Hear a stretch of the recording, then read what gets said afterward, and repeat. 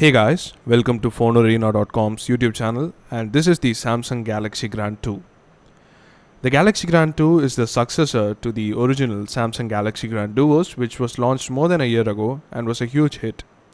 Despite having average specifications, the Galaxy Grand Duos managed to make a huge impact on the mid-range smartphone market, and its successor, the Galaxy Grand 2, improves upon most of the shortcomings of its predecessor. So, is it worth buying? Let's find out in the review. First, let's check out the design, build quality and handling. One of the first things that you'll notice about the Galaxy Grand 2 is that how it looks more like the 2013 Samsung devices like the Galaxy S4 and the Galaxy Note 3 with thin bezels and longer body. The design language is trademark Samsung with an all plastic build with the same fake chrome metal plastic running across the length of the device. The most noticeable design change, however, is that Samsung have ditched the glossy shiny plastic back for a faux leather textured plastic back that debuted on the Galaxy Note 3. However, since the Galaxy Grand 2 is priced at less than half the price of the Note 3, it is unfair to expect the same premium almost leather-like feel on the Note 3. The faux leather back of the Grand 2 looks like leather but feels nothing like it. Each time you touch it, you realize that this is merely a textured plastic back. Let's have a quick hardware walkthrough now. On the front, above the display, we have the earpiece at the center, below which there is a Samsung logo.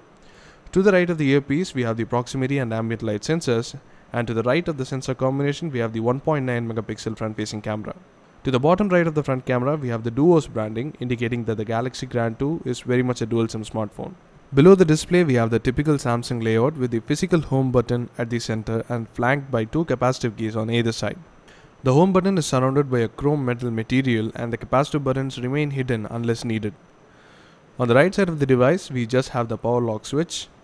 Over at the bottom, we have the micro USB port and the primary microphone. Over at the left side, we have the volume rocker, and over at the top, we have the 3.5mm audio jack. Now moving to the back of the device, we find a 8 megapixel camera with a single LED flash to the left of it and the speaker grill to the right of it. There is a Samsung logo right below the camera, and as on most Samsung devices, the back cover is removable. On removing the back cover, we have the removable 2600 mAh battery. Above the battery slot, we have the two micro SIM slots, and there is a micro SD card slot right above one of the micro SIM slots.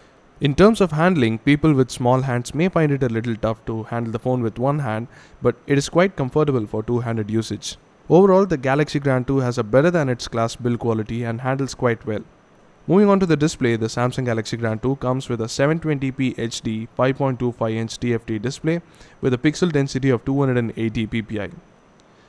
In terms of display quality, the 720p HD display is sharp and performs well most of the times. The color reproduction isn't as vivid as the Super AMOLED, and the contrast ratio isn't the greatest, but is definitely above average. Coming to viewing angles, the display performs averagely when the display is viewed from a different angle. The contrast falls sharply and the images on the display are in the way they are supposed to be. The display is also highly reflective, and that becomes kind of a problem outside, so sunlight legibility isn't great either.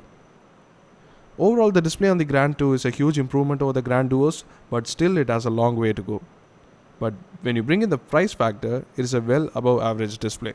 The Grand 2 is powered by a quad-core 1.2 GHz Snapdragon 400 system on chip, along with Adreno 305 for graphics and 1.5 GB of RAM.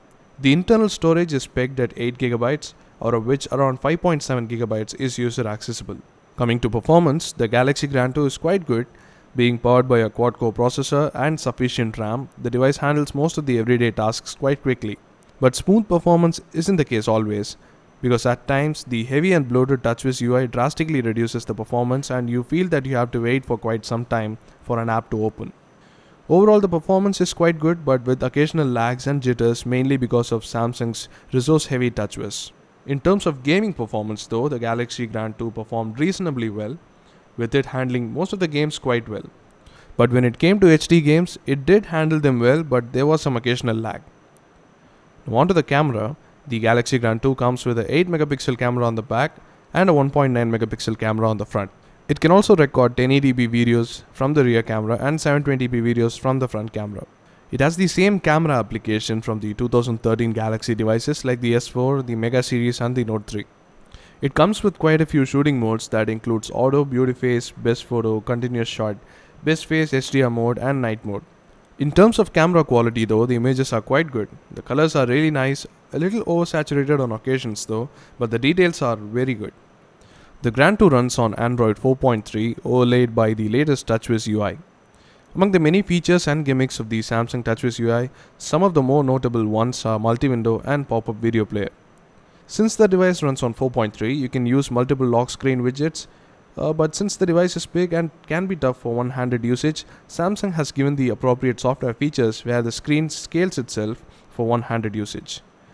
Another feature that was introduced in the Note 3 and now seen in the Grand 2 is the My Magazine feature.